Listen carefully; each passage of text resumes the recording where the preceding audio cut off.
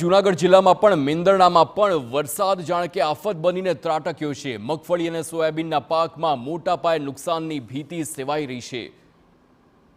તો ભારે વરસાદના કારણે મેંદરડામાં પણ ખેતરોમાં વરસાદી પાણી ફરી વળ્યા। અહીં પહેલું વાવેતર નિષ્ફળ ગયા બાદ ખેડૂતોએ બીજી વખત વાવેતર કર્યા હતા, પરંતુ હવે તે પણ નિષ્ફળ જાય તેવી શંકા સેવાઈ રહી છે। ખેડૂતોનું કહેવું છે કે આ વખતે લીલા દુકાળ જેવી સ્થિતિ છે અને મગફળીમાં પ્રતિ વીઘાએ 4000થી વધુ, જ્યારે સોયાબીનમાં પ્રતિ વીઘાએ 2000થી વધુનું નુકસાની સહન કરવાનો વારો આવ્યો છે। જેનાથી અમારા ખેતરોમાં રેસ ફૂટી ગયા છે, એટલે ઉગેલ પાક પણ નિષ્ફળ જવાની ભીતિ છે। ઘણા ખરા ખેડૂતોએ 2 વખત વાવેતર કર્યું છે, તે પણ સદંતર નિષ્ફળ ગયેલું છે। જો આવું નવું રહેશે તો ખેડૂતો ખેતી છોડવા મજબૂર થઈ રહે છે।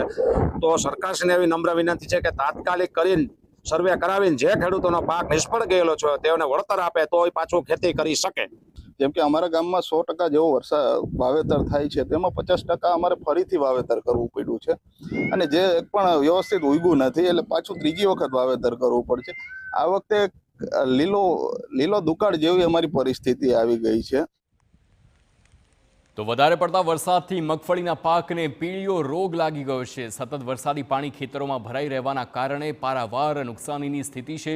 ત્યારે ખેડૂતોની માંગ છે કે સરકાર ઝડપથી સર્વેની કામગીરી હાથ ધરે અને તેમને આર્થિક સહાય કરે। પછી ખેડૂત આવી રીતે જો સતત નુકસાનીમાં જતો રહે તો ખેતી છોડવા મજબૂર થઈ જાય ને, પછી તો કંઈક એને ખાવા માટે કંઈક કરવું તો પડે જ। કંઈક જો સરકાર એવી સારી એવી કંઈક સહાય કરે અને નુકસાની મળે તો ખેડૂતને વાંધો ન આવે એમ।